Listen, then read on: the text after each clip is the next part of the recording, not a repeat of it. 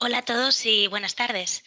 Muchas gracias por estar hoy aquí con nosotros en nuestro webinar Automatización conversacional sin perder el toque humano. Mi nombre es Sara Millano, responsable de eventos en Sabio, y estoy aquí para ayudaros con cualquier cosa que necesitéis durante este webinar. Hoy me acompaña José Luis Zamorano, Innovation and Product Manager en Sabio. Pero antes de empezar, me gustaría explicar un poco la plataforma que vamos a usar. En el panel de la derecha tenéis un icono de una mano.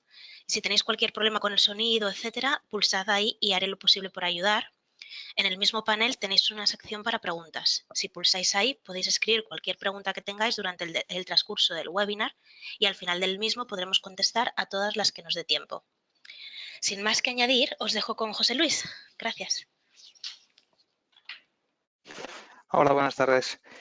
En el webinar de hoy voy a cubrir una serie de puntos introductorios al mundo de los asistentes virtuales o bots, como también se conocen, que serán qué es un asistente virtual o qué entendemos por tal.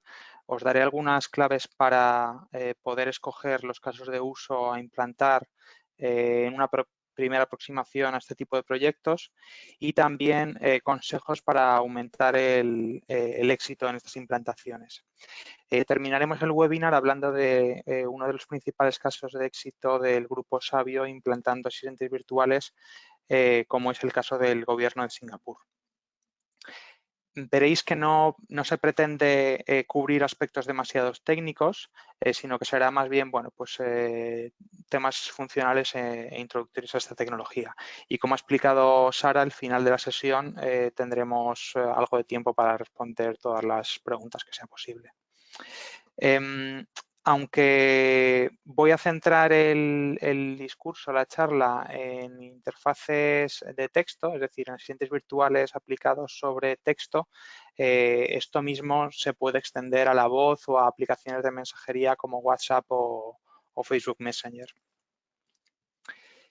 Vale, pues sin más dilación, quería comenzar haciéndoos una pregunta y es que os pusieseis en la piel de un usuario de vuestra página web o que pensaseis en las páginas web de vuestros proveedores de telecomunicaciones o en la página web de alguna institución pública, que a menudo es difícil encontrar la información que uno busca, ¿no? Al final, pues tienes que navegar por 3, 4, 5, 6 páginas web para poder encontrar lo que necesitas. Entonces, para empezar de una forma un poquito activa, os quería lanzar una pregunta, ¿vale? Mediante una pequeña aplicación que Sara va a activar y os va a explicar.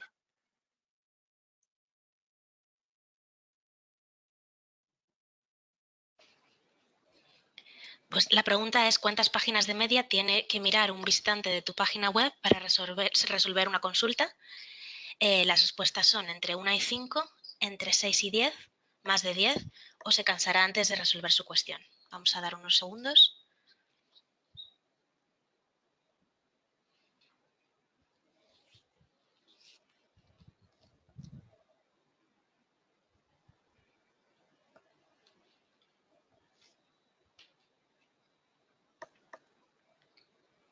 Muy bien, pues habéis contestado un 25% entre 1 y 5, otro 25% entre 6 y 10, y los que más habéis contestado un 50% se cansará antes de resolver su cuestión. Muy bien, pues me alegra haber obtenido esta respuesta, ¿vale? Porque es muy frecuente, ¿no? Que muchos usuarios acaben accediendo al contact center no porque la respuesta no estuviese en la página web, sino porque no la encontraron, ¿no? El propósito de un asistente virtual o uno de los principales propósitos es precisamente ese, es sustituir la necesidad de que los usuarios de nuestra web tengan que encontrar y hacer el ejercicio incómodo de encontrar la página web correcta que dé respuesta a su necesidad. En su lugar, el asistente virtual lo que va a ofrecer es una interfaz conversacional y esto lo que quiere decir es que no necesito que el usuario entienda el interfaz gráfico o comprenda dónde debe clicar, sino que usando las mismas palabras con las que se dirigiría a un amigo familiar, puede consultar al asistente virtual su necesidad, ¿vale? Y esa necesidad se la voy a poder formular de múltiples formas. No es que tenga que usar unos comandos específicos o que el bot solo entienda unas palabras clave, sino que voy a poder entrenar al bot para que entienda cualquier cosa que diga el cliente o cualquier forma de formular esa cuestión, ¿vale? Y a medida que el bot pues tenga más experiencia y haya tenido más interacciones con usuarios reales, será más inteligente, es decir, va a aprender de las experiencias pasadas como un humano podría hacer también.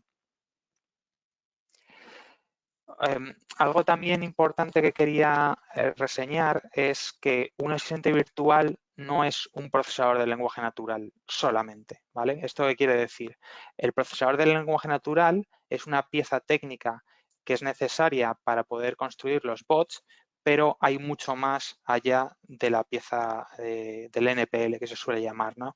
Y por NPL, ¿qué podemos entender para que os vaya sonando? Pues esto podría ser un Google Dialogflow, un Flex Answer, un Amazon Lex, Microsoft LUIS y otros tantos que hay en el mercado. Esto es una pieza importante, pero no es ni mucho menos suficiente, ¿vale? De hecho, a menudo nos encontramos en los clientes bastante confusión al respecto porque se embarcan en proyectos pensando solamente en esta pieza, solamente en la pieza del procesador del lenguaje natural.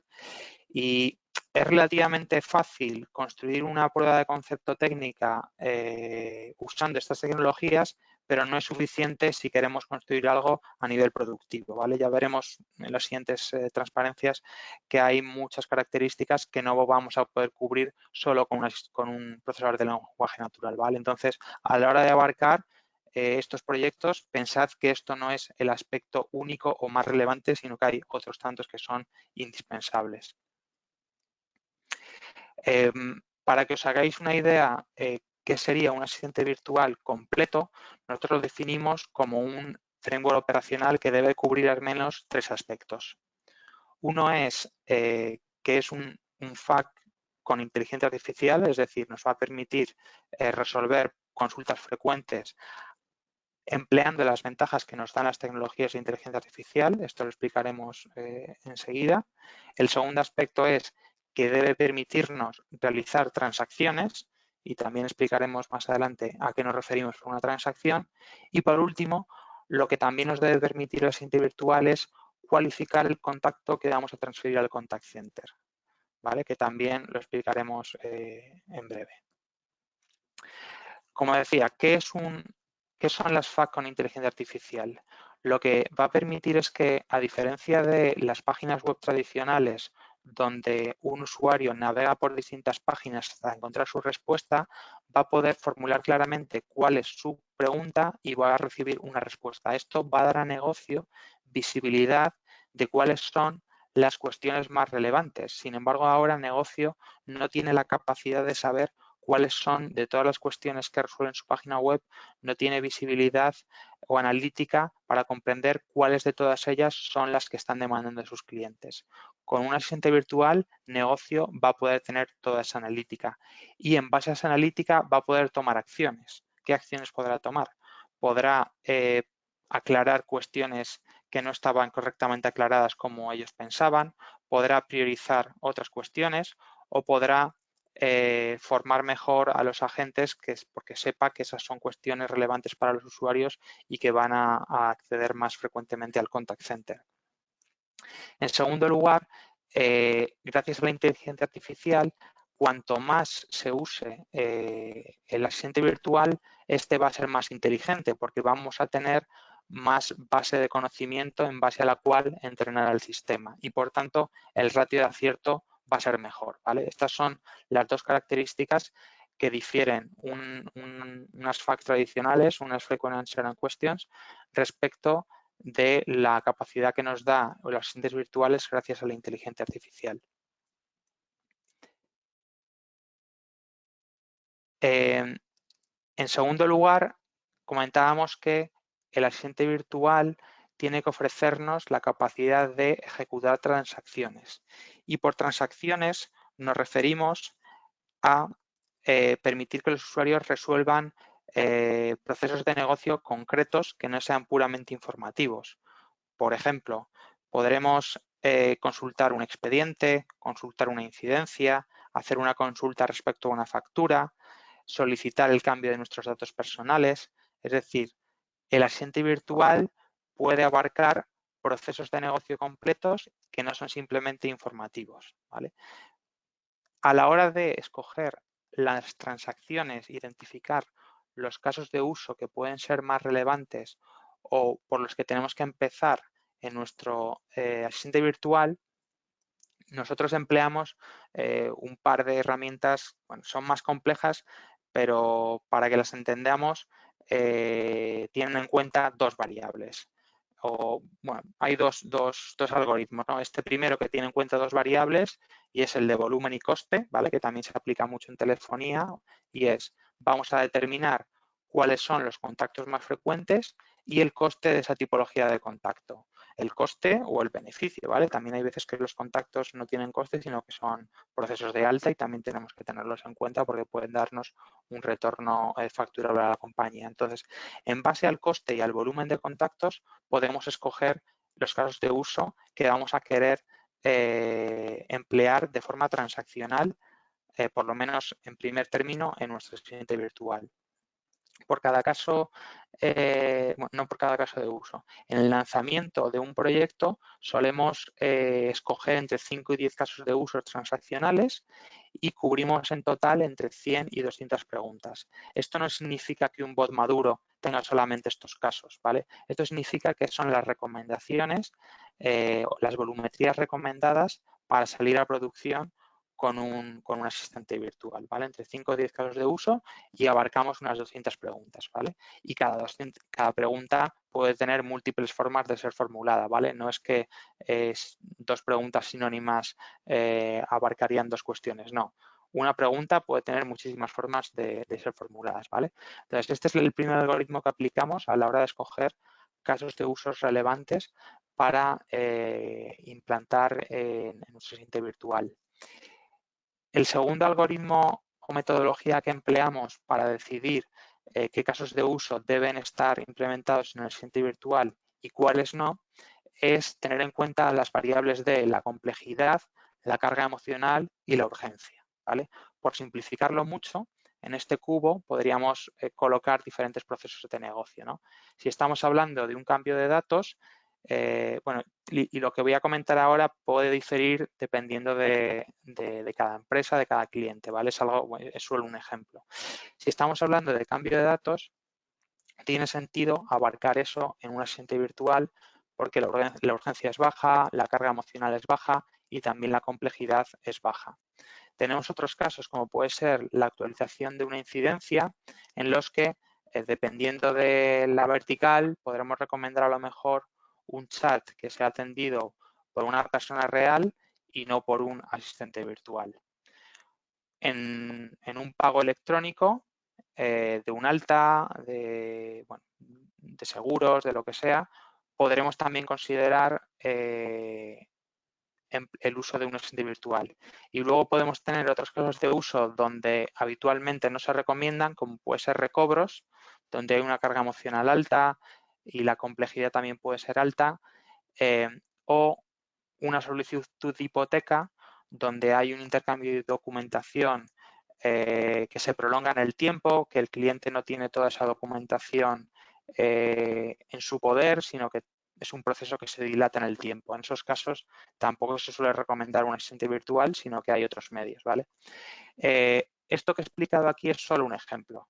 Lo que quiero que entendáis es que no todo vale. Antes de empezar a implementar casos de uso en asistentes virtuales, tenemos que determinar cuáles conviene que se hagan ahí y cuáles conviene que se hagan en otro canal, ¿vale? Es decir, que no todo es técnica, sino que tenemos que hacer un estudio de la experiencia de usuario y lo que se llama el Customer Journey, ¿no? Ver de qué forma quiero pintar ese Customer Journey para que la experiencia del cliente sea la adecuada.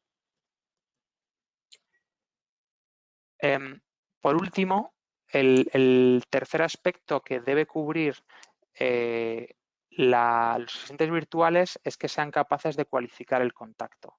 ¿Esto qué quiere decir?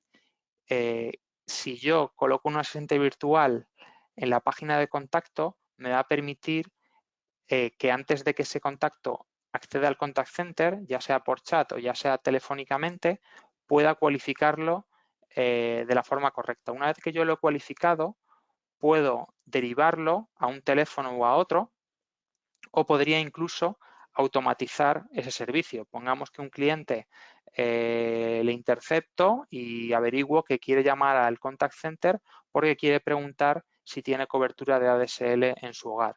Si yo intercepto esa cuestión, podré derivarle directamente a una URL donde el usuario por sí mismo va a poder ver si hay cobertura de ADSL en su zona y podría haber evitado que esa llamada sea transferida al contact center, ¿vale? Por tanto, uno de los objetivos del asistente virtual es poder cualificar el contacto y tomar decisiones en base a esa cualificación. Habrá casos, como decíamos antes, donde queramos que ese contacto sea derivado a un agente real. En ese caso, y no es que sea excepcional, ¿vale?, sino que a menudo voy a tener interacciones que no van a poder ser automatizadas o resueltas mediante un asistente virtual, lo que voy a desear es que toda esa conversación pase a un agente real y ese agente real continúe la conversación de una forma natural. A modo de estadística, pensad que un asistente virtual cuando sale a producción, lo normal es que no automatice más allá del 65% de las conversaciones. Y en el mejor de los casos, a lo mejor puede llegar a automatizar el 80-85% de las conversaciones. Es decir, que voy a tener conversaciones de clientes que después de haber interactuado con mi asistente virtual, no voy a ser capaz de resolver de forma automática. Con todo ese grupo de conversaciones, no puedo abandonarles, no puedo dejarles sin respuesta porque va a ser contraproducente. Se van a sentir frustrados y la próxima vez que tengan una consulta no van a intentar resolverla mediante el asistente virtual porque tienen una experiencia previa que no fue fructífera, en la que vieron que no fueron capaces de resolver su cuestión con el asistente virtual. ¿Cuál es la solución? Transferir esa conversación y el contexto a un agente real, ya sea por el mismo canal o por otro, ¿vale? Pero que la gente no tenga que preguntarle de nuevo, dígame el motivo de su llamada o dígame el motivo de su conversación. ¿Por qué? Porque yo ya tengo una fuente, un dato, una conversación que la gente puede leer y continuar de una forma transparente para el usuario, ¿vale? Entonces, esta es la tercera característica de un framework operativo para asistentes virtuales, ¿vale? Os quería también dar 5 consejos que mejoran el éxito o la probabilidad de éxito de una implementación de un asistente virtual. El primero es ponérselo fácil a los clientes. ¿Esto qué significa? Los interfaces conversacionales son muy sencillos o son muy amigables porque los usuarios simplemente escriben la cuestión como si estuvieran dirigiéndose a un amigo familiar, no tienen que preocuparse del lenguaje, no tienen que entender dónde tienen que hacer clic, no tienen que inferir si un color representa una cosa u otra, sino que directamente lanzan el mensaje. Esto es muy fácil, pero es todavía más fácil si yo le presento a un cliente la respuesta a su cuestión antes incluso de que él la formule. Y esto parece ciencia ficción, pero no lo es, ¿no? ¿Qué significa esto? Si mis clientes habitualmente me preguntan por 5 temas, pues vamos a ofrecérselos directamente en las preguntas populares al cliente que intente acceder a nuestro asistente virtual. De esta forma, el cliente con un solo clic en una de esas preguntas populares va a acceder a esa respuesta. Y aquí no necesito usar un lenguaje de procesamiento natural, no necesito usar un procesador de lenguaje natural, sino que el ratio de acierto va a ser del 100%, porque tengo una respuesta ya hecha para esa pregunta, ¿vale? Y esto me está mejorando mucho el éxito de acierto para la gran mayoría de las interacciones que llegan a mi asistente virtual. Y otra característica que es también bastante interesante es lo que nosotros llamamos hot topics y son cuestiones en las que negocio puede influenciar. Es decir, negocio puede decidir colocar aquí algunas cuestiones que no necesariamente tienen por qué ser las más populares, pero pueden ser interesantes para ellos. Por ejemplo, si yo le ofrezco al cliente directamente, si quiere que le haga una demo del producto es una cuestión que a lo mejor los clientes no me la hacen, pero yo por mi experiencia de ventas sé que si les muestro ese vídeo voy a poder mejorar mis ventas, ¿vale? Entonces son cuestiones en las que negocio influye para decidir cómo va a ir esa conversación, ¿vale? Entonces estas son dos características, bueno, pues que son bastante interesantes y que aportan mucho éxito con una baja complejidad de implementación. Otro consejo o característica que os damos a la hora de implantar asistentes virtuales es que el asistente virtual tenga una capacidad, lo que llamamos preguntas predictivas. Pongamos que esta característica es lo que tenéis en Google cuando empecéis a escribir una búsqueda y a medida que estéis escribiendo las letras ya directamente os salen sugerencias de posibles preguntas. Pues esto es lo mismo. Ya a medida que estoy escribiendo la cuestión, no he tenido por qué escribirla por completo, que ya me salen sugerencias de preguntas. Si una de esas sugerencias es la pregunta que yo estaba buscando, directamente haré un clic en una de ellas y, similar a la característica anterior que os explicaba de las preguntas populares, no habré tenido que hacer uso de un procesador de lenguaje natural y a la vez habré aumentado el ratio de acierto de una forma muy sencilla y mejorando la experiencia del usuario, ¿vale? Entonces, este es el segundo consejo que quería compartir con vosotros. El tercero es que la plataforma de asistente virtual permita emplear el lenguaje enriquecido. Y por lenguaje enriquecido nos referimos a colores, a diferentes fuentes, a poner botones con respuestas posibles, a introducir tablas, mapas, enlaces, imágenes, vídeos, ¿vale? Todo esto es muy útil, ¿no? Al final pensad que la comprensión y retención de un usuario es mucho mayor cuando se usa un lenguaje visual en combinación con un lenguaje conversacional, ¿no? Sin embargo, si usamos solamente un texto plano, bueno, pues aburre más y la retención y comprensión del texto es mucho peor, ¿vale? Esta es otra característica que no es algo muy avanzado y que, sin embargo, no todas las plataformas lo permiten, ¿vale? Y, de hecho, si pensamos en los grandes fabricantes de Internet como son Google, Amazon Lex o Microsoft Luis, en su procesador de lenguaje natural ninguno te está incluyendo la capacidad de texto enriquecido, sino que es algo que tienes tú que buscar por ti mismo, ¿vale? Y sin embargo es muy valioso, ¿vale? El cuarto consejo que os quería dar es que se empleen árboles de decisión. ¿Y qué es un árbol de decisión? Ante una cuestión de un cliente yo podría darle una respuesta muy larga, ¿no? Como la que sale por pantalla.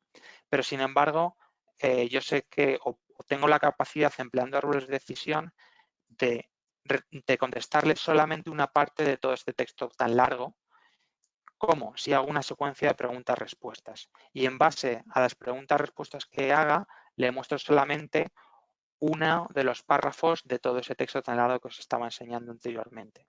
Esto también es una capacidad muy interesante que es aplicable tanto en fax, en preguntas frecuentes, como en procesos transaccionales y que no todas las soluciones del mercado la tienen, ¿no? Si vuelvo al ejemplo que os decía antes, si busco solamente un procesador de lenguaje natural, no voy a tener la capacidad de usar árboles de decisión y voy a tener que implementar estos árboles vía código o con otros mecanismos externos a la plataforma que se puede hacer, pero que no es tan amigable, ¿vale?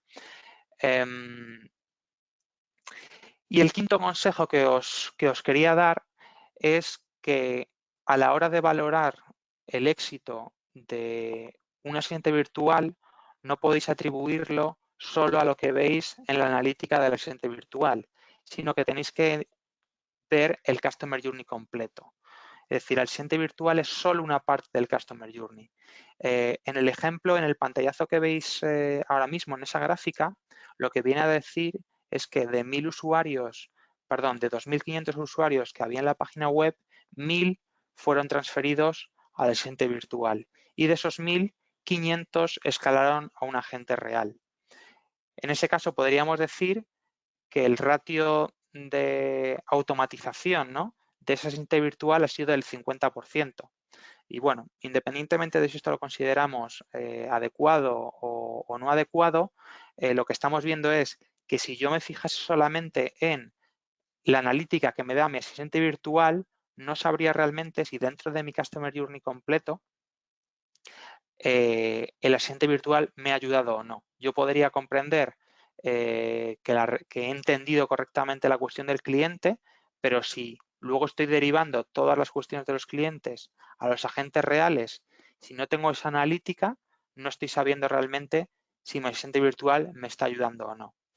Y este mismo análisis de Customer Journey que estamos haciendo a nivel de volumetría, a nivel de conversaciones, deberíamos de aplicarlo a la satisfacción del cliente, ¿vale? Que aquí también, bueno, pues en nuestra solución tenemos la capacidad de medir esto y también a nivel de costes. ¿Por qué? Porque a veces a lo mejor estamos ofreciendo o automatizando procesos de negocio o casos de uso que me aportan valor a nivel económico, pero que empeoran la satisfacción del cliente o viceversa, ¿vale? Entonces, es importante también si enlazamos el Customer Journey con la satisfacción del cliente y con las volumetrías y analítica que me da el asistente virtual, ¿vale? Solo si analizamos el Customer Journey completo, tendremos realmente una visibilidad de lo que está ocurriendo. Y este consejo en realidad es aplicable no solo a asistentes virtuales, sino a cualquier canal de mi contact center. Muy bien. Pues ahora vamos con la segunda parte del webinar, que sería hablar del caso de éxito que tenemos en el gobierno de Singapur. El asistente virtual del gobierno de Singapur se conoce como Ask Jamie y es un asistente virtual para todos los organismos públicos de Singapur.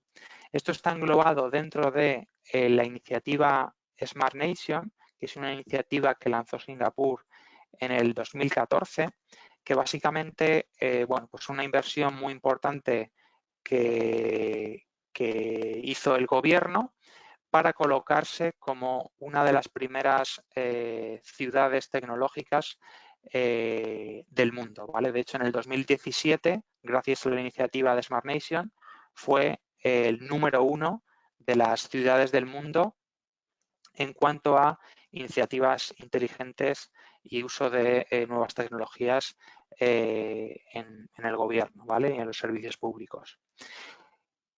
Ask Jamie es un servicio transversal. Esto quiere decir que no está solo en una de las páginas del gobierno de Singapur, sino que está en todas, ¿vale?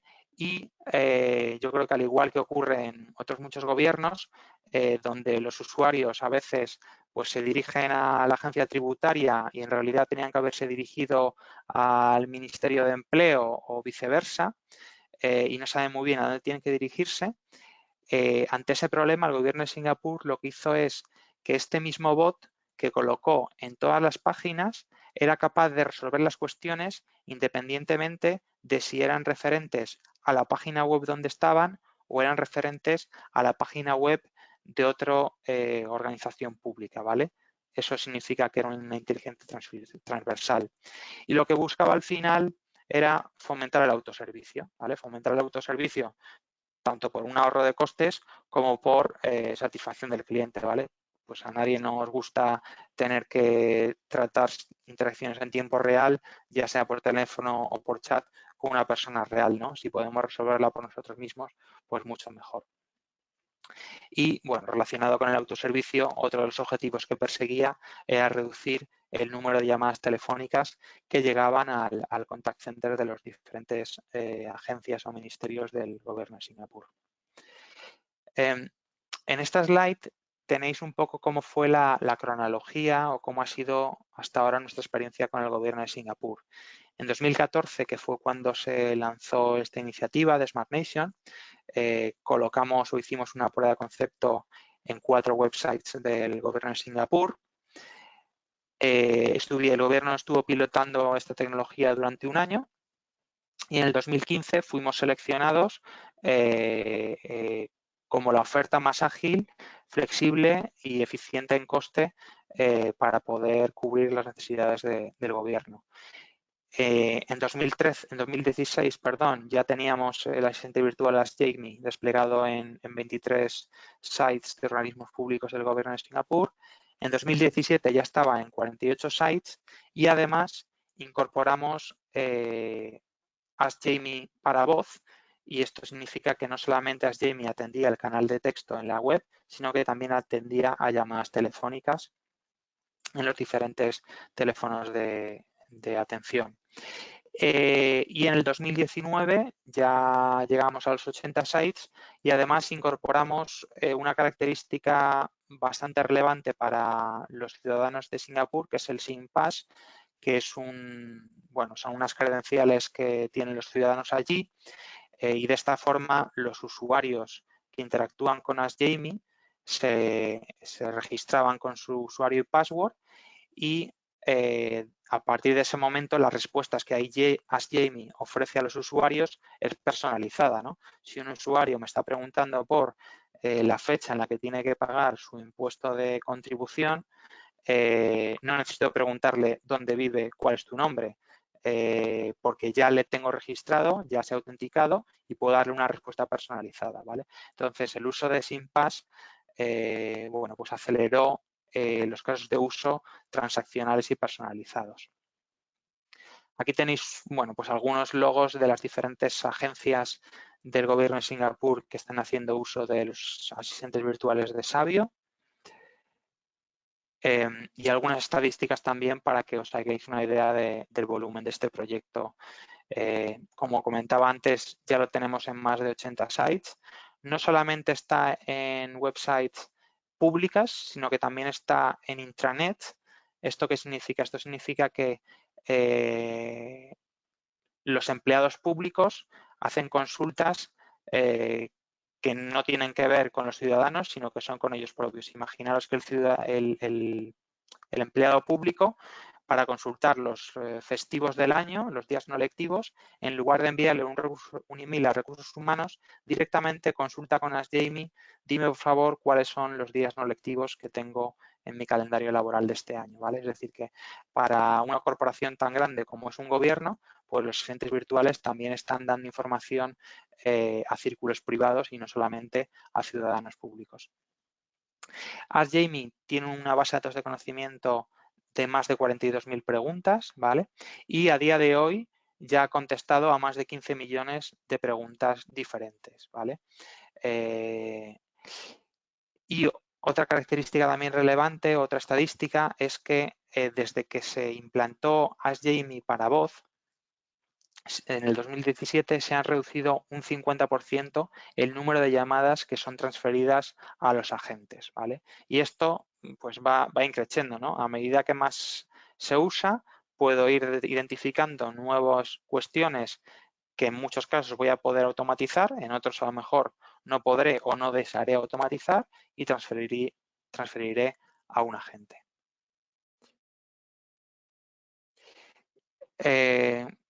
Como os comentaba antes, se pueden resolver cuestiones de forma anónima o de forma personal, ¿vale? Y las cuestiones personales puedo hacerlas ya sea haciendo preguntas genéricas como dime tu código postal, en caso de que la respuesta sea dependiente de tu código postal, o en el caso del gobierno de Singapur, como veis aquí, tiene un botoncito para poder logarse usando las credenciales de SingPass. Esto también lo hemos comentado antes, ¿no? Pues Ask Jamie tiene características visuales también, puede hacer geolocalización por GPS, podemos enviarle mapas al usuario o podemos montar aplicativos JavaScript, ¿no? Similares a los que puede haber en una página web, como es el caso de una calculadora de préstamos de estudiantes que se embebe dentro del asistente virtual también Ask Jamie para los ciudadanos y estudiantes de Singapur. Muy bien, pues este era un poco lo que quería cubrir. Creo que vamos en tiempo, entonces, Sara, si hay preguntas. Pues muchas gracias, José. Si tenemos tiempo para algunas preguntas. A ver, por ejemplo, Lucía pregunta si puede construir un bot de chat y luego usarlo en voz. Vale, es buena pregunta. Generalmente, y con esto hay bastante confusión, técnicamente es posible emplear el mismo lenguaje natural que yo he implementado para texto, lo puedo reusar para voz. Sin embargo, hay características de la conversación que son propias del canal, que hacen que la usabilidad sea diferente, ¿no? Por ejemplo, tú en un lenguaje escrito puedes dar una respuesta de 150 caracteres y en un lenguaje hablado no puedes dar ese tipo de respuesta tan larga. ¿Por qué? Porque el usuario necesita respuestas más concisas, más cortas, porque no es capaz de retener un texto muy largo, ¿no? Poneros en la situación que estáis hablando con una IVR y os da una respuesta de más de 30 segundos. Lo más probable es que en mitad de esa respuesta os habréis despistado, ¿vale? Sin embargo, si me da esa respuesta misma escrita, yo la voy a poder leer y releer, ¿vale? Entonces, hay características del lenguaje que hacen que la conversación, a nivel de usabilidad, no sea recomendable definirla de la misma forma en voz que en texto, ¿vale? Y bueno, esto yo creo que hay mucha confusión generada principalmente pues por Google y por Amazon, ¿no? Porque están dando ese mensaje de construye tu bot en texto y luego lo vas a usar para la voz, ¿vale? ¿Se puede hacer? Sí. La experiencia no va a ser normalmente la adecuada, ¿vale? Y bueno, luego hay que tener en cuenta otras características, como pueden ser que cuando uso voz tengo que usar un transcriptor de medios, ¿no? El cliente que me está hablando tengo que transcribir el audio a texto y hay procesos en los que eso no funciona al 100%, ¿no? Pongamos, por ejemplo, que el cliente te está dando la matrícula de su coche. Si te dice que su matrícula es la 1234 DBT, para el transcriptor no siempre va a acertar si has dicho una D, una P, una T, ¿no? Si está escrito eso, pues no hay lugar a dudas, pero si estoy transcribiendo, no tiene por qué funcionar siempre.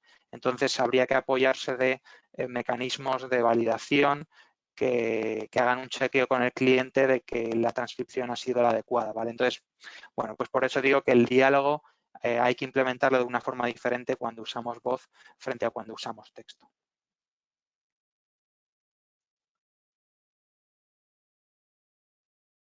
¿Alguna pregunta más? Gracias. Sí, tenemos una pregunta de Marta también. ¿Cómo transfiero una conversación entre un cliente y un bot hacia un agente real? Vale.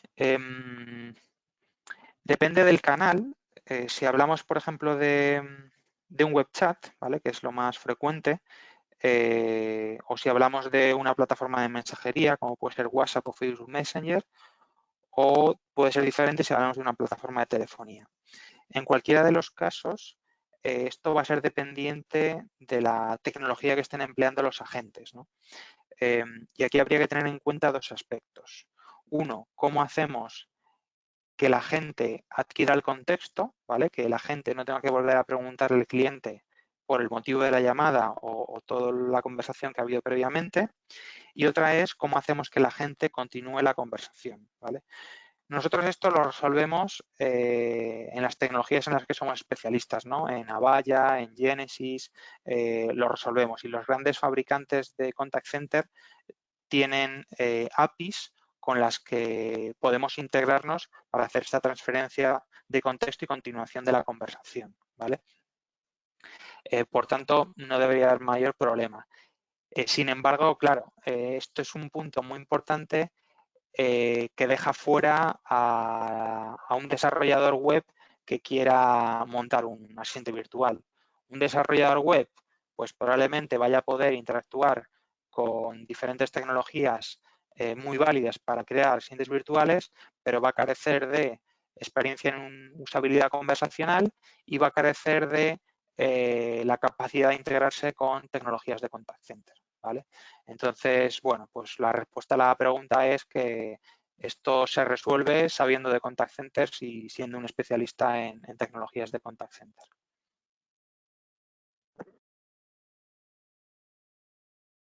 Gracias. Tenemos una pregunta de David. ¿Cómo se seleccionan los casos para tener el mayor impacto? ¿Cómo seleccionamos los casos?